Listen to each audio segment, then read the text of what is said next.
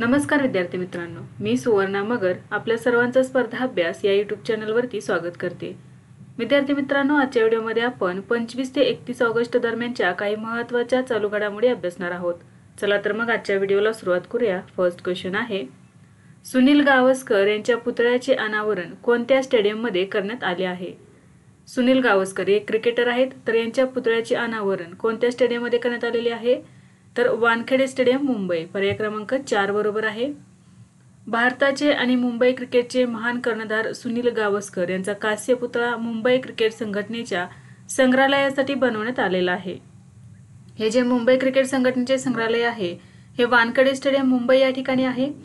तर या स्टेडियमला MCA Sharad Pawar cricket संग्रहालय असे नाव देण्यात आलेले आहे।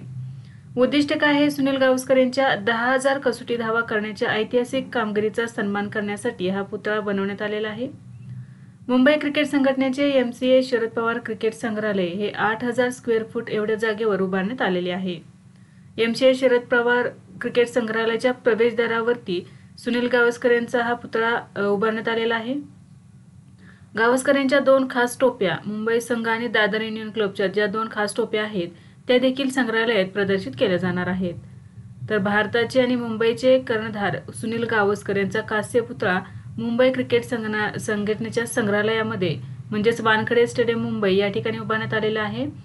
आणि हे जे संग्रहालय आहे ह्या संग्रहालयाला MCA शरद पवार क्रिकेट संग्रहालय असे नाव देण्यात आलेले आहे।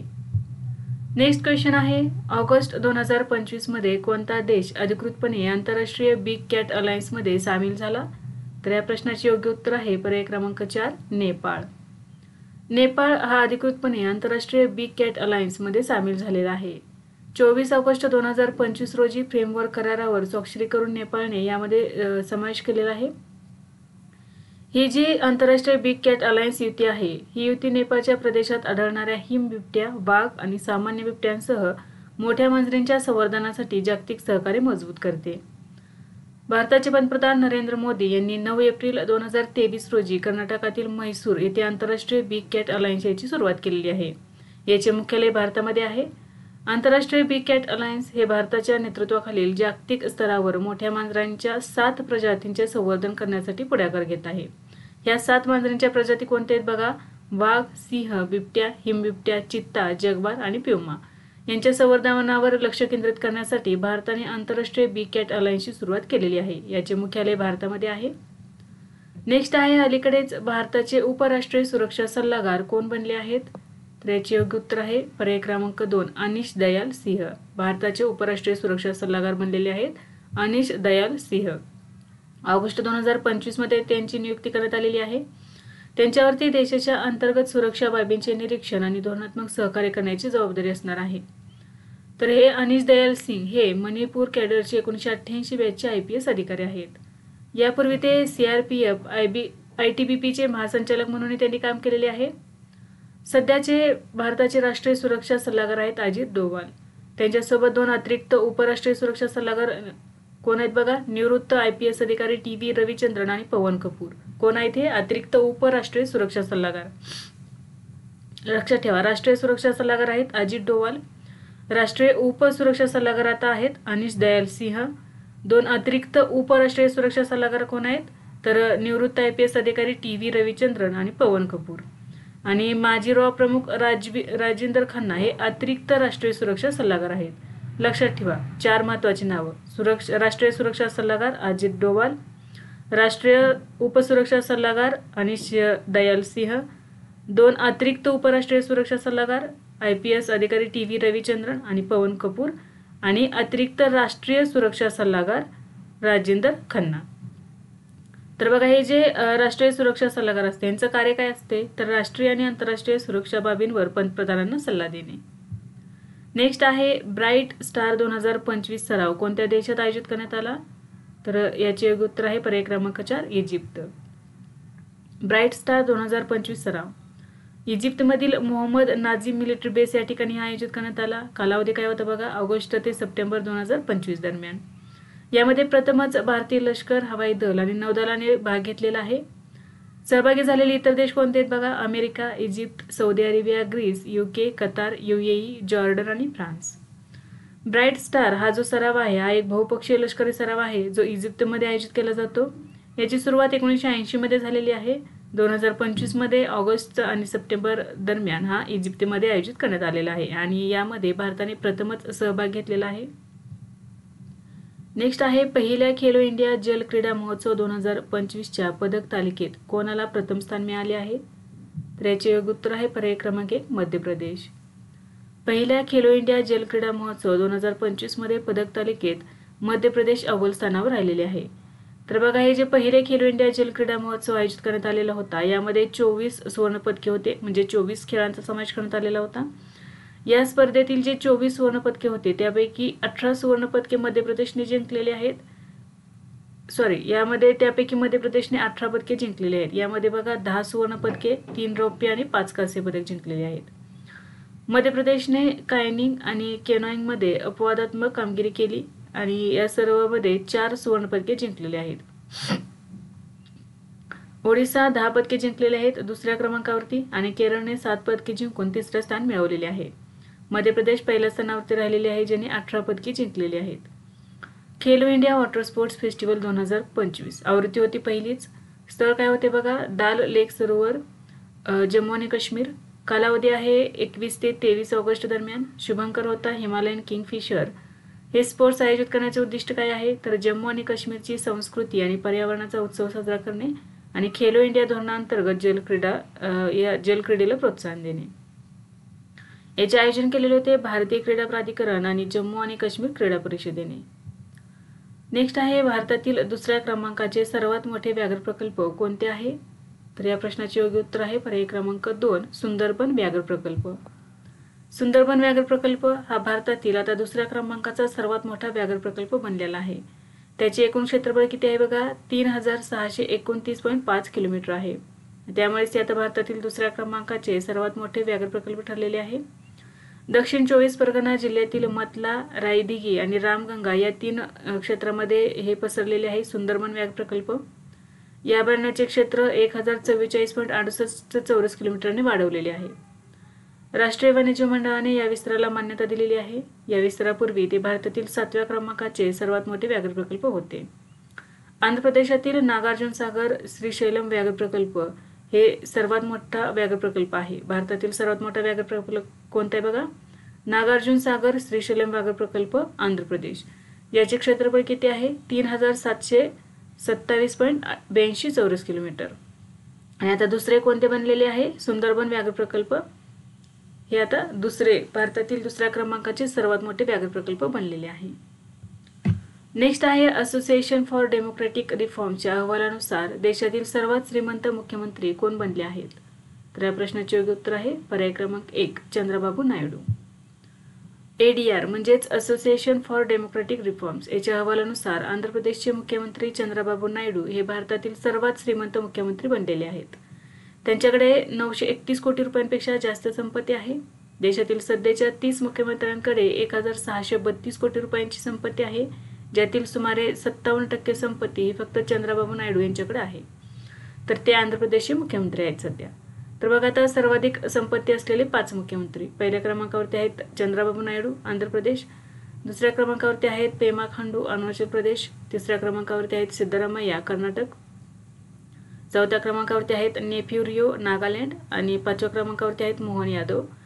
तर हे जे 5 आहेत हे सर्वाधिक संपत्ती असलेले 5 मुख्यमंत्री आहेत. तर सर्वात कमी संपत्ती असलेले 5 मुख्यमंत्री कोण आहेत बघा ममता बॅनर्जी पश्चिम बंगालचे मुख्यमंत्री आहेत. तर त्यांच्याकडे फक्त 15.3 लाख एवढी संपत्ती आहे. नंतर आहेत ओमर अब्दुल्ला जम्मू आणि काश्मीरचे मुख्यमंत्री, त्यांच्याकडे आहे 55.2 लाख रुपये एवढी संपत्ती आहे. तिसऱ्या नंबरवरती आहेत पिनाराई विजयन केरळचे मुख्यमंत्री आहेत. भजनलाल शर्मा चौथ्या क्रमांकावरती आहेत राजस्थानचे मुख्यमंत्री आणि 5व्या क्रमांकावरती आहेत योगी आदित्यनाथ उत्तर प्रदेशचे मुख्यमंत्री आहेत. नेक्स्ट क्वेश्चन आहे 2025चा फिडे विश्वचषक भारतातील कोणत्या राज्यात होणार आहे? तर या प्रश्नाचे योग्य उत्तर आहे पर्याय क्रमांक गोवा. फिडे बुद्धिबळ विश्वचषक 2025 यजमान देश आहे गोवा, यजमान देश आहे भारत. भारतातील गोवा या राज्यामध्ये या स्पर्धा आयोजित होणार आहेत. कालावधी आहे 30 ऑक्टोबर ते 27 नोव्हेंबर 2025 दरम्यान. यामध्ये एकूण खेळाडू असणार आहेत 206. भारताने शेवटच्या 2002 मध्ये हैदराबाद येथे या स्पर्धेचे आयोजन केलेले होते. त्यानंतर आता 2025 मध्ये याचे आयोजन होणार आहे गोव्यामध्ये. आंतरराष्ट्रीय बुद्धिबळ महासंघ, इंटरनॅशनल चेस फेडरेशन, यालाच फिडे असे म्हणतात. तर बघा, याची स्थापना झालेली आहे 20 जुलै 1924 रोजी पॅरिस या ठिकाणी याची स्थापना करण्यात आली. मुख्यालय आहे लॉसने, स्वित्झर्लंड. अध्यक्ष आहेत अर्काडी डोरकोविच.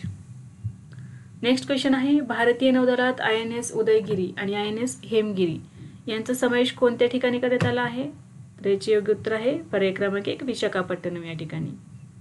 26 ऑगस्ट 2025 रोजी INS उदयगिरी आणि INS हिमगिरी भारतीय नौदलात सामील करण्यात आलेले आहेत. विशाखापट्टणम मध्ये हे सामील करण्यात आले. या जो 2 नौका तयार करण्यात आलेल्या आहेत INS उदयगिरी आणि INS हिमगिरी, ही प्रोजेक्ट P-17A अंतर्गत करण्यात आलेले आहेत. जहाजांची नावे INS उदयगिरी F-35 आणि INS हिमगिरी F-34. आता या 2 जहाजांसंदर्भात आपण थोडक्यात माहिती अभ्यासूया. बघा, INS उदयगिरी याला INS उदयगिरी F-35 याची बांधणी झालेली आहे माझगाव डॉक शिपयार्ड मुंबई या ठिकाणी. विस्थापन सुमारे 6700 टन. वेग बघा 28 नॉट्सपेक्षा जास्त वेग आहे. श्रेणी आहे अंदाजे 5500 नॉटिकल मैल. शस्त्रे कोणते यूज करण्यात आली? ब्राह्मोस क्षेपणास्त्र, बराक 8 क्षेपणास्त्र आणि 76 मिलीमीटर मुख्य तोफा आहेत यामध्ये. हे जे नाव आहे हे नाव आंध्र प्रदेशातील उदयगिरी पर्वतरांगेवरून INS उदयगिरी असे नाव ठेवण्यात आलेले आहे. दुसरे जहाज आहे INS हिमगिरी F-34. बांधकाम केलेले आहे गार्डनरे शिपयार्ड कोलकाता या ठिकाणी. बांधकाम बघा विस्थापन अंदाजे 6670 टन. वेग याचा 28+ नॉट्स आहेत. शस्त्रप्रणाली ब्राह्मोस क्षेपणास्त्र, बराक 8 क्षेपणास्त्रे आणि 76 मिलीमीटर मुख्य तोफखाना. 2 जहाजे समाविष्ट करण्यात आली INS Udaygiri, INS Himgiri. Next आहे, बिहार सरकारने अपंग व्यक्तींसाठी कोणती योजना मंजूर केली आहे? तर याचे योग्य उत्तर आहे पर्याय क्रमांक 2 मुख्यमंत्री दिव्यांगजन उद्योग योजना.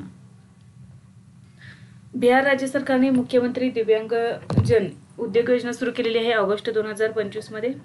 उद्दिष्ट काय आहे बघा, अपंग व्यक्तींना स्वयंरोजगार आणि उद्योजकतेसाठी प्रोत्साहन देणे. याची सुरुवात ही योजना समाज कल्याण विभागाच्या संबल योजनेअंतर्गत सुरू होणार आहे.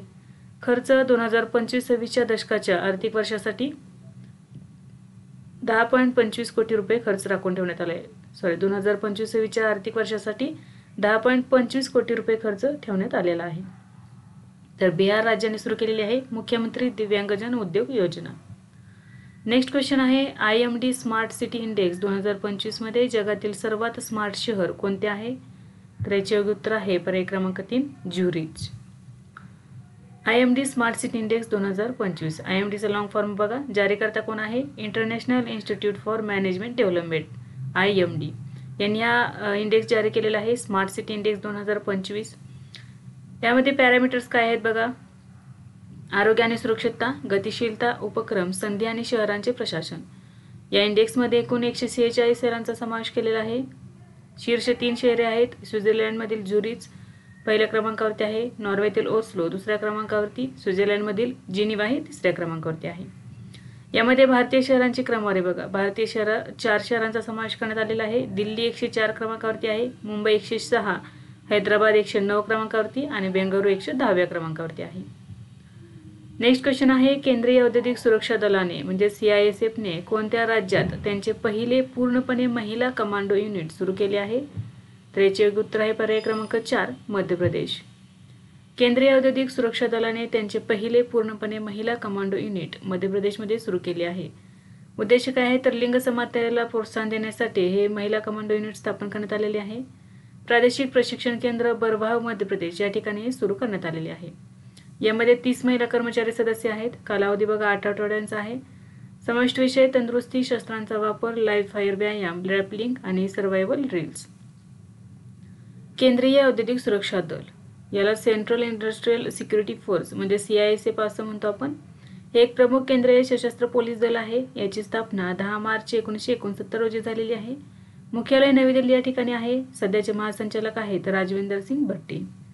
मोटो काय आहे? संरक्षण आणि सुरक्षा. मुख्य कार्य आहे अणुऊर्जा प्रकल्प, अंतराळ केंद्र, विमानतळ, बंदर, तेल शुद्धीकरण कारखाना, वीज प्रकल्प इत्यादींचे संरक्षण करणे.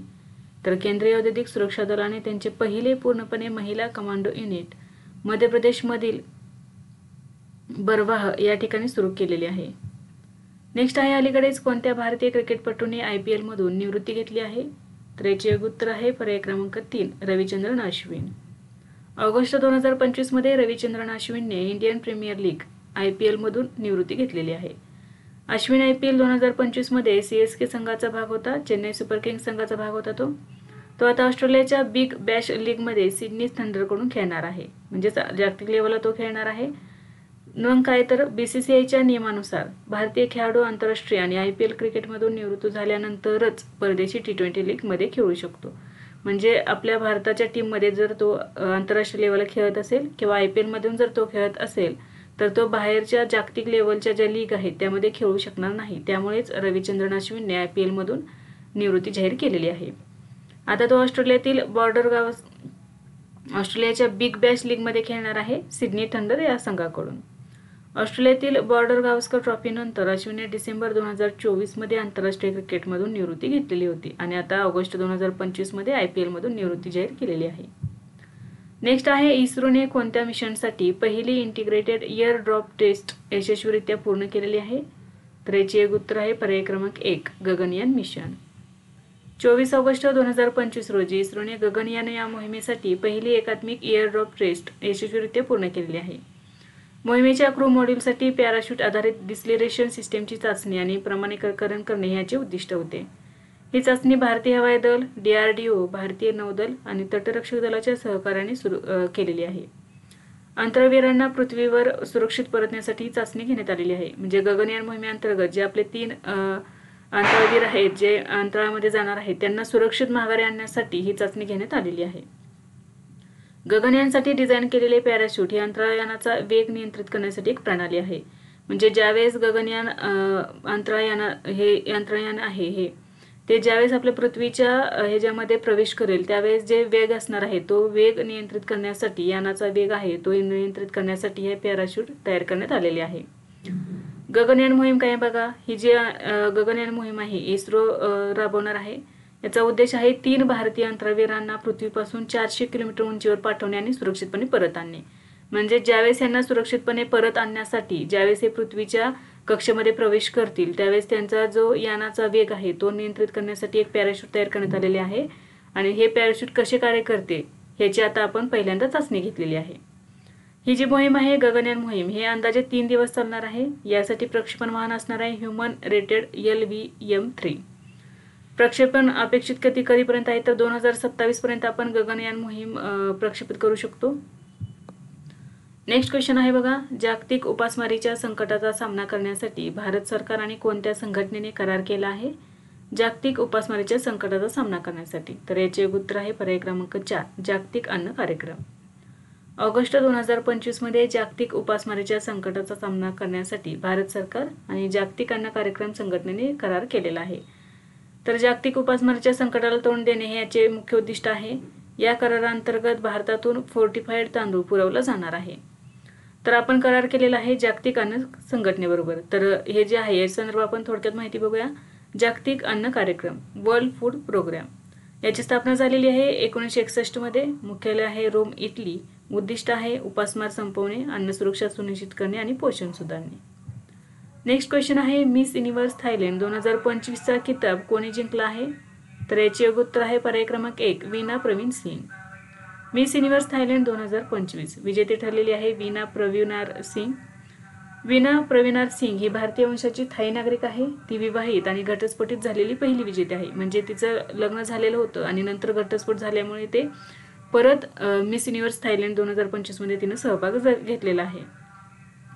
74वी मिस युनिव्हर्स स्पर्धा 21 नोव्हेंबर 2025 रोजी थायलंडमध्ये होणार आहे. यामध्ये आपली मनिका विश्वकर्मा पार्टिसिपेट करणार आहे, भारताचे प्रतिनिधित्व करणार आहे. नेक्स्ट आहे जगातील सर्वात शक्तिशाली रॉकेट स्टारशिप कोणत्या कंपनीने विकसित केले आहे ज्याची 10वी चाचणी यशस्वी झाली आहे? तर याचे उत्तर आहे पर्याय क्रमांक 3 SpaceX. जगातील सर्वात शक्तिशाली रॉकेट स्टारशिपची 10वी चाचणी यशस्वीरित्या 27 ऑगस्ट 2025 रोजी झालेली आहे. तर याआधी रॉकेटच्या ज्या पहिल्या 9 चाचण्या होत्या त्या यशस्वी झालेल्या होत्या. आता 10वी चाचणी यशस्वी झालेली आहे. हे जे रॉकेट आहे स्टारशिप हे SpaceXने विकसित केलेले आहे. स्टारशिप वाहनाची उंची ही 403 फूट आहे. ते पूर्णपणे पुनर्वापर करण्यायोग्य आहे, म्हणजे एकदा वापरल्यानंतर नंतरही त्याचा पुनर्वापर करू शकतो आपण. स्टारशिप प्रणाली एकाच वेळी 100 लोकांना मंगळावर घेऊन जाऊ शकते, त्यासाठी त्याची निर्मिती केलेली आहे. तर बघा ते स्टारशिप कोणी लॉन्च केलेले आहे? स्पेसएक्स. तर ही जी स्पेसएक्स संस्था आहे याची स्थापना 2002 मध्ये एलॉन मस्क यांनी केलेली आहे. याचे मुख्यालय अमेरिकेतील कॅलिफोर्निया या ठिकाणी आहे. प्रमुख रॉकेट्स कोणते आहेत स्पेसएक्सचे? फाल्कन 9, स्टारशिप आणि ड्रॅगन कॅप्सूल. नेक्स्ट आहे 16वी आशियाई नेमबाजी स्पर्धा 2025 मध्ये ऐश्वर्या प्रताप सिंग तोमरने कोणते पदक जिंकले आहे? तर याचे उत्तर आहे पर्याय क्रमांक 1 सुवर्ण पदक. 16वी आशियाई नेमबाजी स्पर्धा 2025 कझाकस्तानमधील शामकेट या ठिकाणी आयोजित करण्यात आली. कालावधी होता ऑगस्ट 2025. यामध्ये भारताच्या ऐश्वर्या प्रताप सिंग तोमरने पुरुषांच्या 50 मीटर रायफल 3 पोझिशन स्पर्धेत सुवर्णपदक जिंकलेले आहे. या स्पर्धेतील पुरुषांच्या सांघिक स्पर्धेत ऐश्वर्या प्रताप सिंग तोमर, चैन सिंग आणि अखिल शेवरन यांनीही रौप्य पदक जिंकलेले आहे. नेक्स्ट क्वेश्चन आहे डॉक्टर राजीव रंजन यांची कोणत्या बँकेच्या उपाध्यक्षपदी नियुक्ती करण्यात आली आहे? डॉक्टर राजीव रंजन. तर या प्रश्नाचे योग्य उत्तर आहे पर्याय क्रमांक 1 न्यू डेव्हलपमेंट बँक. ऑगस्ट 2025 मध्ये डॉक्टर राजीव रंजन यांची न्यू डेव्हलपमेंट बँकेचे उपाध्यक्ष आणि मुख्य जोखीम अधिकारी म्हणून नियुक्ती करण्यात आलेली आहे. त्यांची ही जी नियुक्ती आहे ही पुढील 5 वर्षांसाठी करण्यात आलेली आहे. तर बघा न्यू डेव्हलपमेंट बँकेचे ते उपाध्यक्ष झालेले आहेत. तर ही बँक या बँकेसंदर्भात आपण थोडक्यात माहिती अभ्यासूया. न्यू डेव्हलपमेंट बँकेची स्थापना झालेली आहे 15 जुलै 2014 रोजी. मुख्यालय आहे चीनमधील शांघाय या ठिकाणी. सध्याचे अध्यक्ष आहेत दिल्मा रौसेफ. हे ब्राझीलचे माजी अध्यक्ष आहेत जे आता सध्या NDB म्हणजेच न्यू डेव्हलपमेंट बँकेचे अध्यक्ष आहेत. या बँकेचा उद्देश आहे ब्रिक्स आणि इतर उदयोन्मुख अर्थव्यवस्थांमध्ये पायाभूत सुविधा आणि शाश्वत विकास प्रकल्पांना वित्तपुरवठा करणे.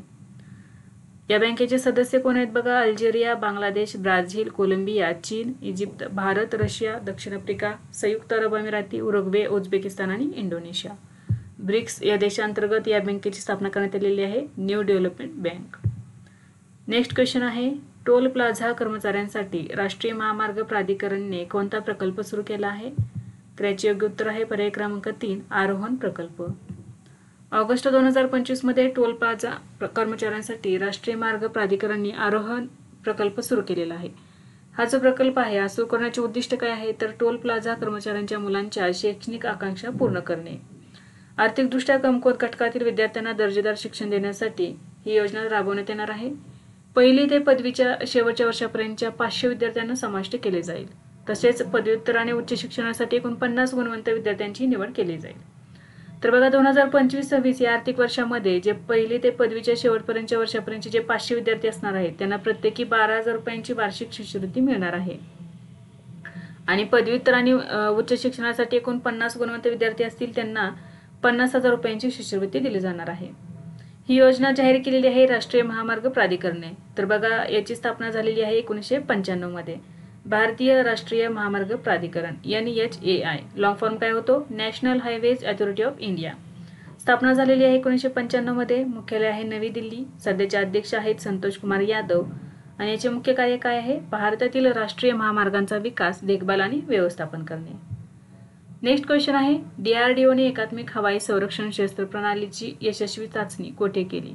तर याचे उत्तर आहे पर्याय क्रमांक 4 ओडिसाच्या किनाऱ्याजवळ. 23 ऑगस्ट 2025 रोजी ओडिसा किनाऱ्यावरती DRDOने पहिल्यांदाच एकात्मिक हवाई संरक्षण शस्त्र प्रणालीची यशस्वी चाचणी केलेली आहे.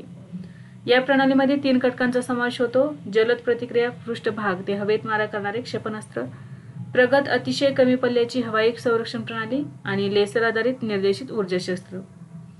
3 प्रणालींचा समावेश होतो एकात्मिक हवाई संरक्षण शस्त्र प्रणालीमध्ये.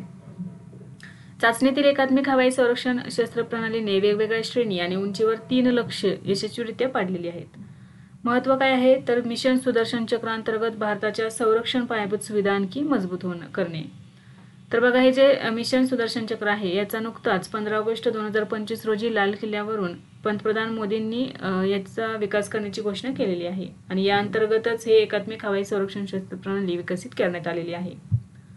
नेक्स्ट क्वेश्चन आहे 2025च्या कॉमनवेल्थ वेटलिफ्टिंग चॅम्पियनशिपमध्ये मीराबाई चानूने कोणते पदक जिंकले आहे? तर याचे उत्तर आहे पर्याय क्रमांक 1 सुवर्ण पदक. मीराबाई चानूने 2025च्या राष्ट्रकुल वेटलिफ्टिंग चॅम्पियनशिपमध्ये सुवर्ण पदक जिंकलेले आहे. हे जे राष्ट्रकुल वेटलिफ्टिंग चॅम्पियनशिप आहे ही अहमदाबाद या ठिकाणी आयोजित करण्यात आलेली होते. तिने महिलांच्या 48 किलो गटात एकूण 193 किलो वजन उचललेले आहे. यामध्ये 94 किलो स्नॅच आणि 109 किलो क्लीन अँड जर्क असे उचललेले आहे.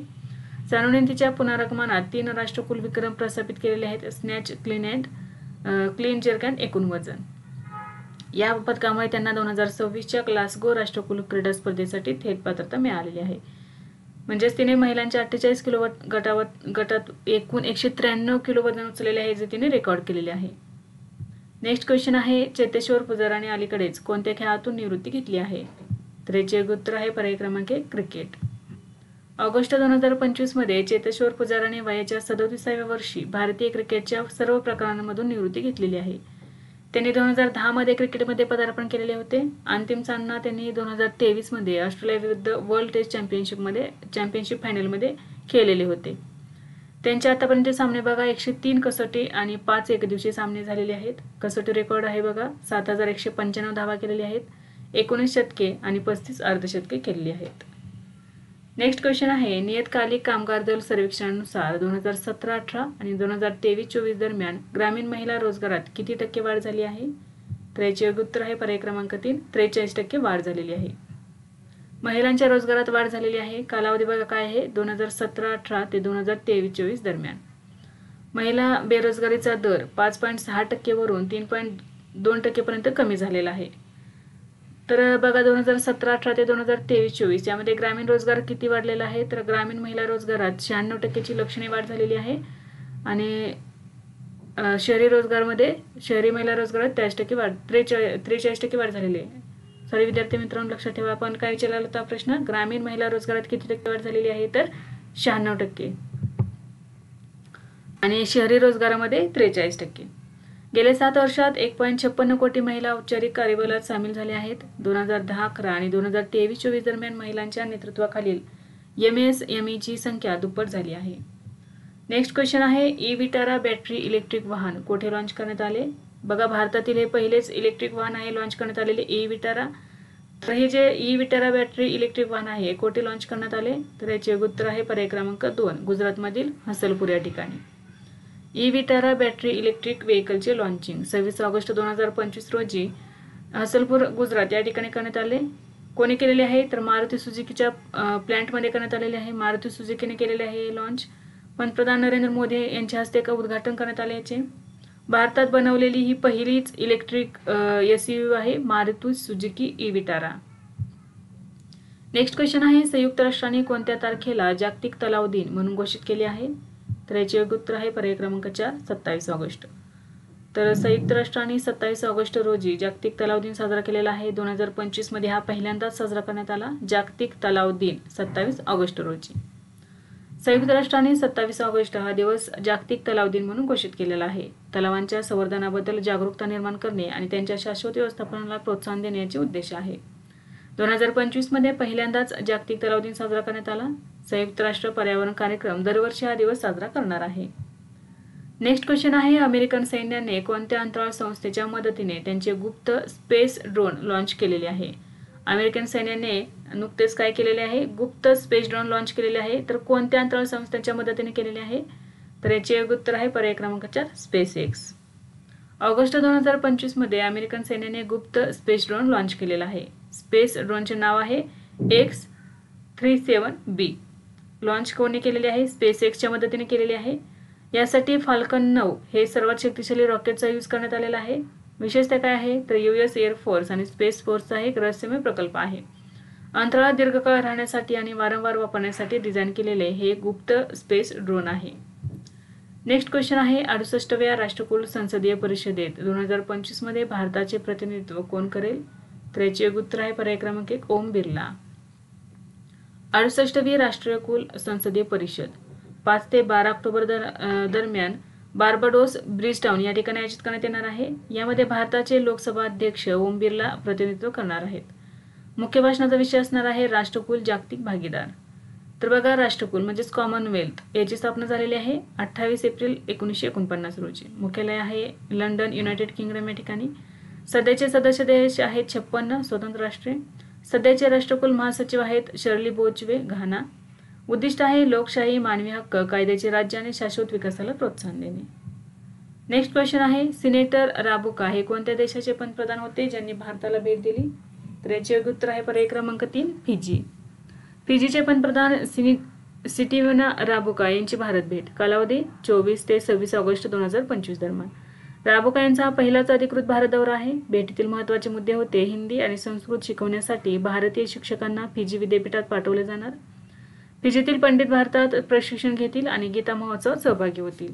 आरोग्य, शिक्षण, व्यापार, गुंतवणूक, शेती, अक्षय ऊर्जा, हवामान बदल, सांस्कृतिक देवाणघेवाण यासारख्या क्षेत्रात सहकार्य वाढवण्यावर दोन्ही देशांनी सहमती दर्शवली आहे. नेक्स्ट क्वेश्चन आहे, SA20 2026 साठी सौरव गांगुलीची कोणत्या संघाच्या मुख्य प्रशिक्षकपदी नियुक्ती करण्यात आली आहे? तर याचे योग्य उत्तर आहे पर्याय क्रमांक 2 प्रिटोरिया कॅपिटल्स. तर 2026च्या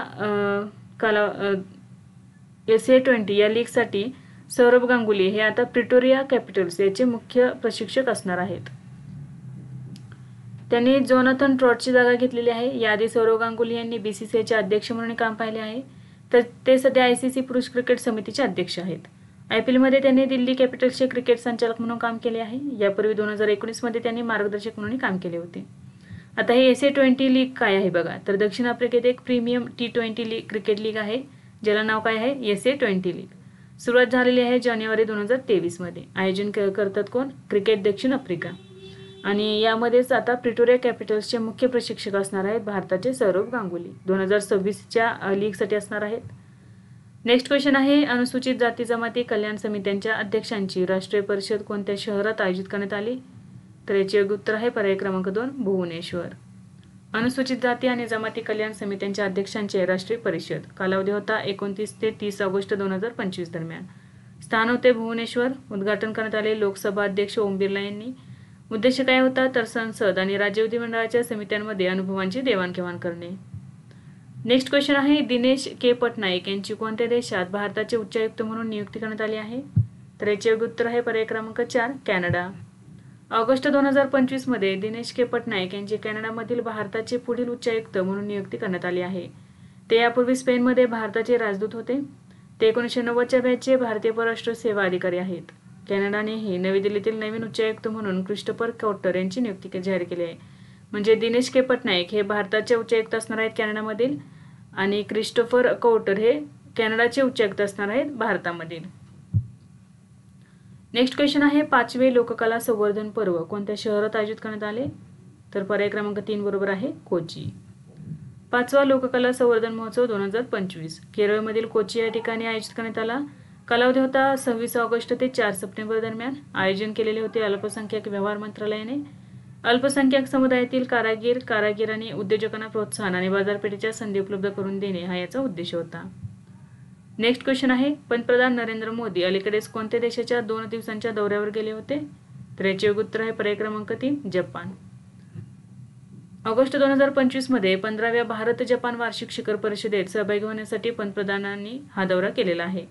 तर बघा, भारत जपान वार्षिक शिखर परिषद 15वी जपान वार्षिक शिखर परिषद जपानमधील टोकियो या ठिकाणी आयोजित करण्यात आलेले होते.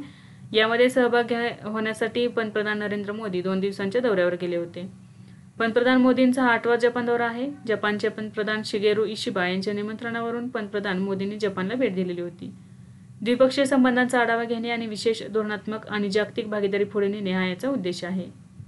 नेक्स्ट क्वेश्चन आहे, अखिल भारतीय वक्ता परिषद 2025 कोणत्या विधानसभेत आयोजित करण्यात आली? अखिल भारतीय स्पीकर परिषद 2025 दिल्ली विधानसभेमध्ये आयोजित करण्यात आली.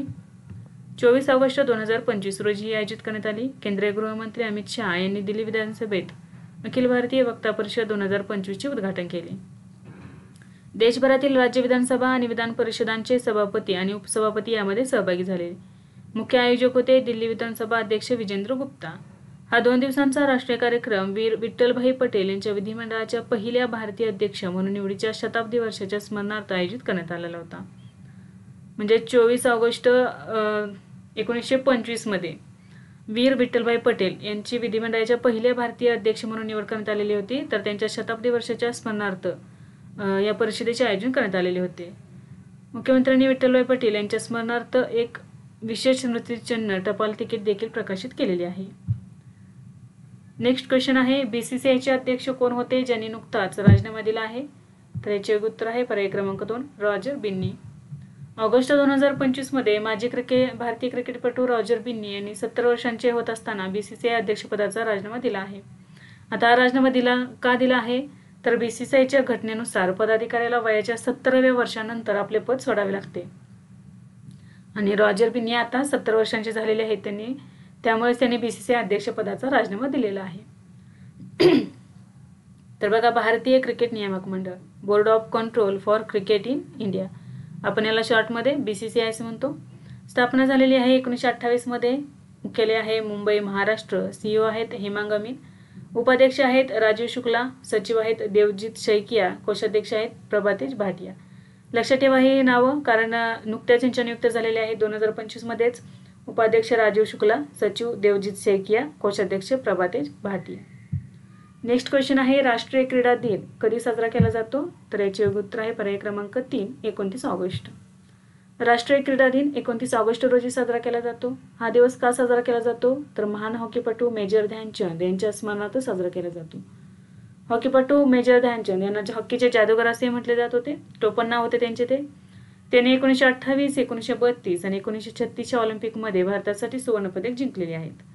2025ची थीम काय आहे? शांततापूर्ण आणि समावेशक समाजांना प्रोत्साहन देण्यासाठी खेळ. मुख्य उद्देश आहे आरोग्य आणि तंदुरुस्तीला प्रोत्साहन देणे. नेक्स्ट क्वेश्चन आहे दिल्लीत नवीन यू स्पेशल बस सेवेचे उद्घाटन कोणी केले? तर याचे उत्तर आहे पर्याय क्रमांक 3 रेखा गुप्ता. ऑगस्ट 2025 मध्ये दिल्लीच्या मुख्यमंत्री रेखा गुप्ता यांनी दिल्ली विद्यापीठाच्या विद्यार्थ्यांसाठी नवीन यू स्पेशल बस सेवा सुरू केलेली आहे. ही जी सेवा आहे स्पेशल फक्त दिल्ली विद्यापीठाच्या विद्यार्थ्यांसाठीच असणार आहे. विद्यार्थ्यांना सुरक्षित, सोयीस्कर आणि परवडणारी वाहतूक व्यवस्था उपलब्ध करून देणे आणि वर्षानुवर्षे बंद असलेली सेवा पुन्हा सुरू करणे हा याचा मुख्य उद्देश होता. या बसेस इलेक्ट्रिक आणि CCTV कॅमेरे आणि पॅनिक बटन्ससह वातानुकूलित असणार आहेत. तर दिल्ली विद्यापीठाच्या विद्यार्थ्यांसाठी नवीन यू स्पेशल बस सेवा सुरू करण्यात आलेली आहे. दिल्लीमध्ये रेखा गुप्ता यांनी सुरू केलेली आहे. नेक्स्ट क्वेश्चन आहे 2025च्या डायमंड लीग फायनलमध्ये नीरज चोप्राने कोणते पदक जिंकले आहे? तर याचे उत्तर आहे पर्याय क्रमांक 2 रौप्य पदक. डायमंड लीग फायनल 2025 स्वित्झर्लंडमधील ज्युरिच या ठिकाणी आयोजित करण्यात आला. यामध्ये भारतीय भालाफेकपटू नीरज चोप्राने रौप्य पदक जिंकलेले आहे. नीरज चोप्रा यांनी 85.01 मीटरचा भालाफेक केलेला आहे. डायमंड लीगमध्ये हे त्याचे सलग 3रे रौप्य पदक आहे. जर्मनीच्या जुलियन वेबरने 91.51 मीटर फेकून सुवर्णपदक जिंकले, तर त्रिनिदाद आणि टोबॅगोच्या केशॉन वॉलकॉटने 84.95 मीटरसह कांस्य पदक जिंकलेले आहे. नेक्स्ट क्वेश्चन आहे ओणम हा कापणीचा सण कोणत्या राज्यात साजरा केला जातो? तर याचे उत्तर आहे पर्याय क्रमांक 4 केरळ. केरळमध्ये ओणम कापणीचा सण साजरा केला जातो. 2025चा हा जो सण आहे हा 26 ऑगस्ट ते 5 सप्टेंबर या कालावधीत साजरा करण्यात आला. हा सण मल्याळम कॅलेंडरच्या चिंगम महिन्यात साजरा केला जातो. ओणम हा राजा महाबली आणि भगवान विष्णूंच्या वामन अवताराशी संबंधित आहेत. असे मानले जाते की राजा महाबली वर्षातून एकदा पृथ्वीवर आपल्या प्रजेला भेटण्यासाठी येतात. हा दिवस ओणम म्हणून साजरा केला जातो. नेक्स्ट क्वेश्चन आहे उर्जित पटेल यांची कोणत्या संस्थेत कार्यकारी संचालक म्हणून नियुक्ती करण्यात आली आहे? तर याचे उत्तर आहे पर्याय क्रमांक 4 आंतरराष्ट्रीय नाणेनिधी. ऑगस्ट 2025 मध्ये उर्जित पटेल यांची आंतरराष्ट्रीय नाणेनिधी यामध्ये कार्यकारी संचालक म्हणून नियुक्ती करण्यात आलेली आहे. त्यांची नियुक्ती पुढील 3 वर्षांसाठी करण्यात आलेली आहे. त्यांनी KV सुब्रमण्यमची जागा घेतलेली आहे. ते रिझर्व्ह बँक ऑफ इंडियाचे माजी गव्हर्नर आहेत. 2016 ते 2018 दरम्यान ते रिझर्व्ह बँक ऑफ इंडियाचे गव्हर्नर होते. तर सध्या आता ते भारत, बांगलादेश, श्रीलंका आणि भूतानचे प्रतिनिधित्व करतील. आंतरराष्ट्रीय नाणेनिधीमध्ये कोणत्या देशांचे प्रतिनिधित्व करतील? भारत, बांगलादेश, श्रीलंका आणि भूतान. तर बघा आंतरराष्ट्रीय नाणेनिधी IMF ही एक आंतरराष्ट्रीय संघटना आहे. स्थापना झालेली आहे 22 जुलै 1944 रोजी. मुख्यालय आहे वॉशिंग्टन DC USA. उद्दिष्ट आहे आंतरराष्ट्रीय आर्थिक सहकार्याला प्रोत्साहन देणे. सदस्य देश आहेत 191 देश. व्यवस्थापकीय संचालक आहेत क्रिस्टलिना जॉर्जिवा, अर्थशास्त्रज्ञ पियरे ऑलिव्हियर कोरिचियस. नेक्स्ट क्वेश्चन आहे नुआखाई सण कोणत्या राज्यात साजरा केला जातो? तर याचे उत्तर आहे पर्याय क्रमांक 4 ओडिसा. नुआखाई हा पश्चिम ओडिसाचा एक महत्त्वाचा कृषी उत्सव आहे. नुआखाईचा शाब्दिक अर्थ काय होतो? नवीन अन्न. गणेश चतुर्थीच्या दुसऱ्या दिवशी भाद्रपद शुक्ल पंचमीला हा उत्सव साजरा केला जातो. या दिवशी शेतकरी देवाला नवीन धान्य अर्पण करून निसर्ग आणि देवाबद्दल कृतज्ञता व्यक्त करतात. हा सण पश्चिम ओडिसाच्या अनेक जिल्ह्यांमध्ये पारंपरिक नृत्य, संगीत आणि मेजवानीने साजरा केला जातो. हा सण प्रामुख्याने पश्चिम ओडिशा, दक्षिण छत्तीसगड आणि झारखंडमध्ये साजरा केला जातो. नेक्स्ट क्वेश्चन आहे, केंद्रीय मंत्रिमंडळाने कोणत्या वर्षीच्या राष्ट्रकुल क्रीडा स्पर्धांचे आयोजन करण्याच्या भारताच्या बोलीला मान्यता दिली आहे? तर याचे उत्तर आहे पर्याय क्रमांक 2, 2030. तर बघा, भारत हा 2030च्या राष्ट्रकुल क्रीडा स्पर्धेच्या आयोजनासाठी अर्ज केलेला आहे. तर यासाठीच आपल्या केंद्रीय मंत्रिमंडळाने त्याला मान्यता दिलेली आहे. म्हणजेच 2030च्या राष्ट्रकुल स्पर्धा आयोजन करण्यासाठी भारत ट्राय करणार आहे. आणि जर या स्पर्धांना मान्यता मिळाली तर या स्पर्धा अहमदाबाद या ठिकाणी हे करणार आहे, खेळवल्या जाणार आहेत. राष्ट्रकुल क्रीडा स्पर्धा 2030 गुजरातमधील अहमदाबाद या ठिकाणी खेळवले जाऊ शकतात. कॉमनवेल्थ गेम्सबद्दल ही कॉमनवेल्थ गेम्स ही एक आंतरराष्ट्रीय बहुक्रीडा स्पर्धा आहे ज्यामध्ये 72 देश आणि प्रदेशातील खेळाडू भाग घेतात. या स्पर्धा दर 4 वर्षांनी होतात. उद्दिष्ट काय आहे? खेळांच्या माध्यमातून राष्ट्रकुल देशांमध्ये सहकार्याला चालना देणे. ही स्पर्धा 1930 मध्ये कॅनडातील हॅमिल्टन या ठिकाणी आयोजित करण्यात आलेल्या होत्या पहिल्यांदा. आपल्या भारतामध्ये 2010 मध्ये दिल्ली येथे भारताने पहिल्यांदाच या खेळाचे आयोजन केलेले होते. 2022च्या राष्ट्रकुल क्रीडा स्पर्धेत भारताने 15 सुवर्ण पदकांसह 64 पदके जिंकलेली आहेत. म्हणजे या आधीच्या 2022च्या ज्या राष्ट्रकुल क्रीडा स्पर्धा होत्या या इंग्लंडमधील बर्मिंगहॅम या ठिकाणी आयोजित करण्यात आलेल्या होत्या. यामध्ये भारताने 15 सुवर्ण पदके जिंकलेली होती आणि एकूणमध्ये 64 सुवर्ण पदके जिंकलेली होती. नेक्स्ट आहे, केंद्रीय मंत्रिमंडळाने एकूण किती कोटी रुपयांच्या 4 प्रमुख रेल्वे प्रकल्पांना मंजुरी दिली आहे? तर याचे उत्तर आहे बघा पर्याय क्रमांक 1, 12,328 कोटी रुपये. तर ऑगस्ट 2025 मध्ये 4 प्रमुख रेल्वे प्रकल्पांना मंजुरी केलेली आहे. याचा एकूण खर्च आहे 12,328 कोटी रुपये. कनेक्टिव्हिटी, मालवाहतूक आणि प्रादेशिक विकासाला चालना देणे याचा उद्देश आहे. हे 4 प्रकल्प कोणते आहेत? गुजरात प्रकल्प, नवीन देशलपूर हाजीपीर लुना आणि वायूर लखपत रेल्वे मार्ग. कर्नाटक आणि तेलंगणा प्रकल्प, सिकंदराबाद संथानगर वाडी 3री आणि 4थी लाईन विकसित करण्यात येणार आहे. आसाम प्रकल्पामध्ये फुरकाटिंग नवीन तिनसुकिया दुहेरी प्रकल्प असणार आहे. बिहार परियोजनामध्ये भागलपूर जमालपूर 3री लाईन असणार आहे. नेक्स्ट क्वेश्चन आहे, UDISE प्लस अहवालानुसार 2024-25 मध्ये शिक्षकांची एकूण संख्या पहिल्यांदाच कोणत्या आकड्याच्या पुढे गेली आहे? तर 1 कोटी. पर्याय क्रमांक 2 बरोबर आहे. ऑगस्ट 2025 मध्ये शिक्षण मंत्रालयाने भारतातील शालेय शिक्षणावरील ॲड सिस्टम फॉर एज्युकेशन प्लस 2024-25 साठी एकात्मिक जिल्हा माहिती प्रणालीचा तपशीलवार अहवाल प्रसिद्ध केला आहे. 2024-25 मध्ये पहिल्यांदाच शिक्षकांची एकूण संख्या 1 कोटींपेक्षा जास्त झालेली आहे. विद्यार्थी शिक्षक गुणोत्तर, तर सर्व स्तरांवर PTR मध्ये सुधारणा झाली आहे जी राष्ट्रीय शिक्षण धोरणाच्या शिफारस केलेल्या 1:30 गुणोत्तरापेक्षा चांगली आहे. म्हणजे 30 विद्यार्थ्यांमागे 1 शिक्षक हे जे गुणोत्तर आहे यामध्ये सुधारणा झालेली आहे. तर यामुळेच आता शिक्षकांची संख्या ही 1 कोटींपेक्षा जास्त झालेली आहे. नेक्स्ट क्वेश्चन आहे, जागतिक आध्यात्मिक शिखर परिषद 2025 कोणत्या शहरात आयोजित करण्यात आली? तर याचे उत्तर आहे पर्याय क्रमांक 3, उज्जैन. जागतिक आध्यात्मिक शिखर परिषद 2025 आवृत्ती होती 2री. 27 ऑगस्ट 2025 दरम्यान रोजी ही मध्य प्रदेशातील उज्जैन या ठिकाणी आयोजित करण्यात आली. मुख्यमंत्री डॉक्टर मोहन यादव आणि केंद्रीय पर्यटन आणि संस्कृती मंत्री गजेंद्रसिंह शेखावत यांनी याचे उद्घाटन केले. परिषदेची थीम होती रोहमॅटिक. उद्दिष्ट होते आध्यात्मिक पर्यटनाला प्रोत्साहन देणे. 2री जागतिक आध्यात्मिक शिखर परिषद उज्जैन या ठिकाणी आयोजित करण्यात आली. नेक्स्ट क्वेश्चन आहे, कॉमनवेल्थ वेटलिफ्टिंग चॅम्पियनशिपमध्ये अजय बाबू वल्लुरीने कोणते पदक जिंकले आहे? तर याचे उत्तर आहे पर्याय क्रमांक 1, सुवर्ण पदक. अजय बाबू वल्लुरी आणि वेदव्रता भराली यांनी 2025च्या कॉमनवेल्थ वेटलिफ्टिंग चॅम्पियनशिपमध्ये सुवर्ण पदके जिंकलेले आहेत. ही स्पर्धा अहमदाबाद या ठिकाणी आयोजित करण्यात आली होती. अजय बाबू वल्लुरीची कामगिरी बघा, वरिष्ठ पुरुष 79 किलो श्रेणीमध्ये एकूण वजन उचललेले आहे 335 किलो, स्नॅचमध्ये 152 किलो. तर बघा, नवीन विजेतेपद विक्रम प्रस्थापित केलेला आहे. म्हणजे स्नॅचमध्ये 152 किलो वजन उचलून हे विक्रम केलेला आहे. क्लीन अँड जर्कमध्ये 183 किलो उचललेली आहे. त्याने नायजेरियाच्या एडिडिओग जोसेफ उमोआफियाचा मागील 147 किलोचा स्नॅच विक्रम मोडलेला आहे. आता नवीन विक्रम आहे 152 किलोचा. नेक्स्ट क्वेश्चन आहे, राष्ट्रपती द्रौपदी मुर्मू यांनी सर्वोच्च न्यायालयाचे न्यायाधीश म्हणून कोणाची नियुक्ती केली आहे ऑगस्ट 2025 मध्ये? बघा, तर याचे उत्तर आहे पर्याय क्रमांक 4, दोन्ही म्हणजे आलोक आराध आणि विपुल मनुभाई पांचोली. तर ऑगस्ट 2025 मध्ये सर्वोच्च न्यायालयाच्या कॉलेजियमच्या शिफारशीवरून राष्ट्रपती द्रौपदी मुर्मू यांनी सर्वोच्च न्यायालयात 2 नवीन न्यायाधीशांची नियुक्ती केली आहे. न्यायमूर्ती आलोक आराध्य हे मुंबई उच्च न्यायालयाचे मुख्य न्यायाधीश होते. दुसरे आहेत न्यायमूर्ती विपुल मनुभाई पंचोली, ते पाटणा उच्च न्यायालयाचे मुख्य न्यायाधीश होते. भारतीय संविधानाचा अनुच्छेद 124 सर्वोच्च न्यायालयाच्या स्थापनेशी आणि न्यायाधीशांच्या नियुक्तीशी संबंधित आहे. सर्वोच्च न्यायालयात जास्तीत जास्त 34 न्यायाधीश असू शकतात. मुख्य न्यायाधीशासह मुख्य न्यायाधीश 1 आणि 33 न्यायाधीश असे एकूण 34 न्यायाधीश असू शकतात. सर्वोच्च न्यायालयाचे निर्णय भारतातील सर्व न्यायालयांवर बंधनकारक मानले जातात. भारताचे सध्याचे सरन्यायाधीश आहेत भूषण रामकृष्ण गवई, महाराष्ट्राचे आहेत ते. नेक्स्ट क्वेश्चन आहे इगा रुगिनियन कोणत्या देशाच्या नवीन पंतप्रधान बनले आहेत? तर याचे योग्य उत्तर आहे पर्याय क्रमांक 4 लिथुआनिया.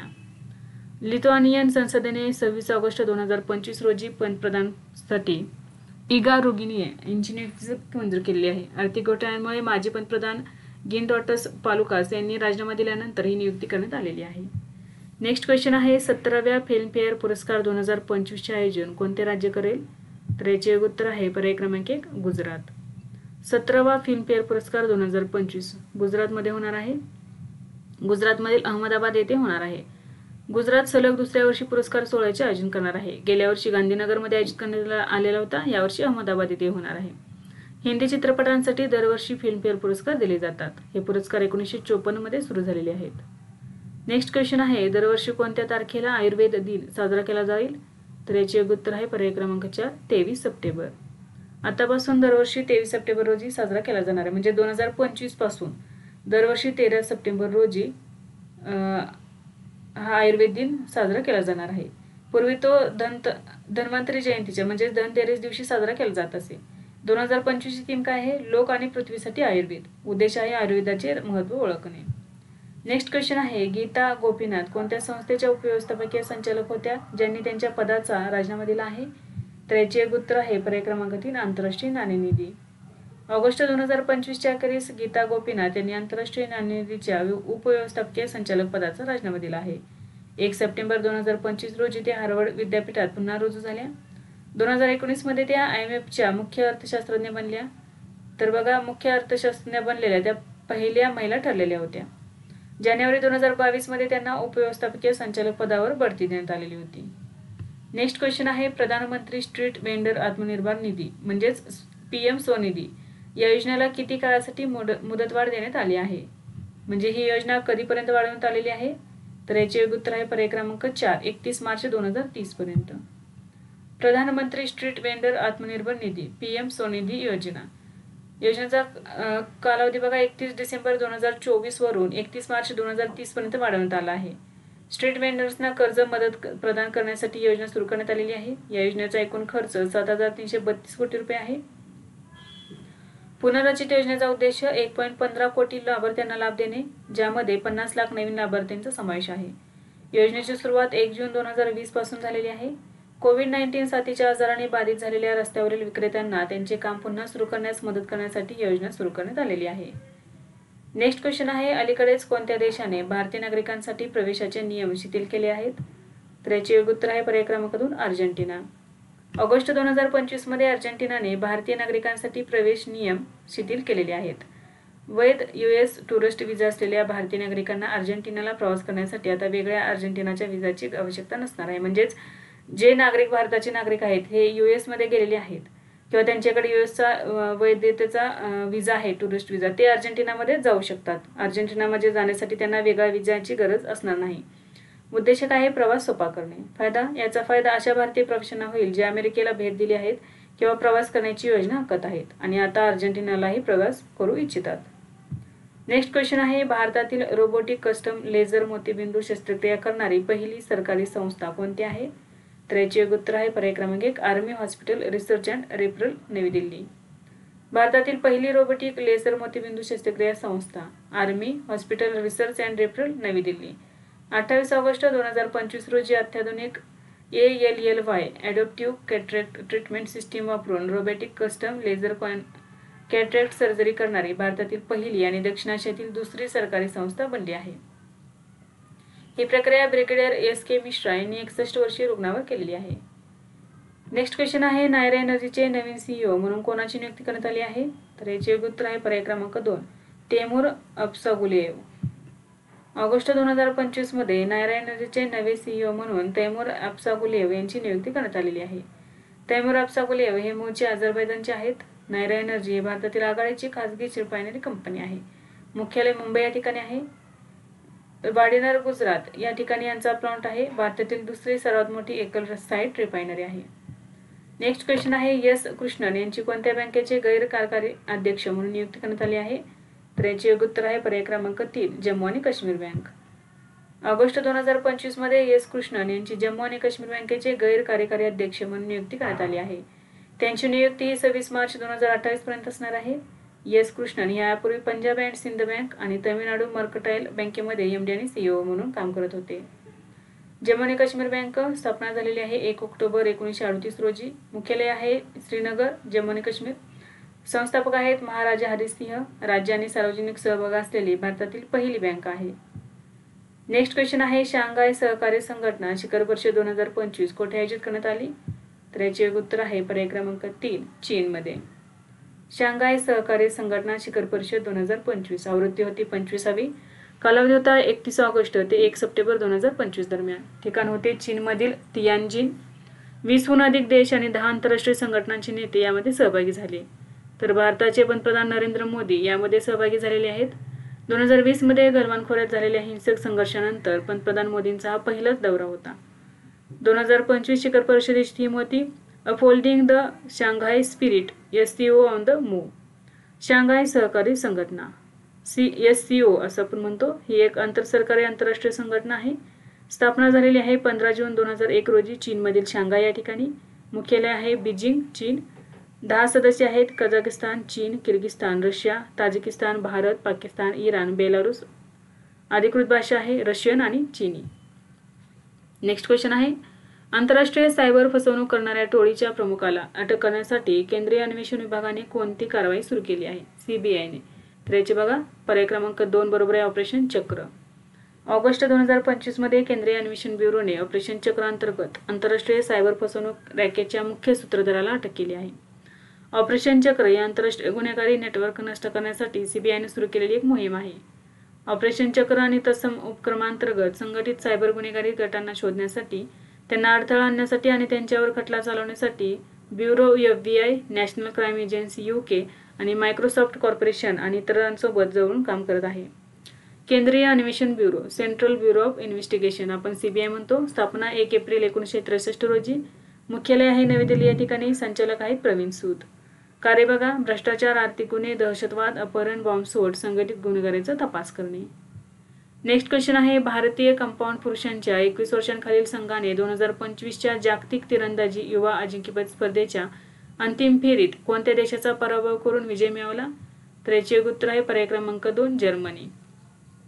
कॅनडा येथे झालेल्या 2025च्या जागतिक तिरंदाजी युवा अजिंक्यपद स्पर्धेच्या भारताच्या कंपाऊंड पुरुष संघाने जर्मनीला हरवून आपले पहिले ज्युनियर जागतिक विजेतेपद जिंकलेले आहे. अंतिम सामना 233 असा बरोबरीत राहिल्यानंतर भारताने शूट ऑफ मध्ये सुवर्णपदक जिंकलेले आहे. विद्यार्थी मित्रांनो, आपण आज काही महत्त्वाचे चालू घडामोडीचे घटक अभ्यासले. यासारखेच नवनवीन व्हिडिओ पाहण्यासाठी चॅनलला लाईक करा आणि सबस्क्राईब करायला विसरू नका. धन्यवाद.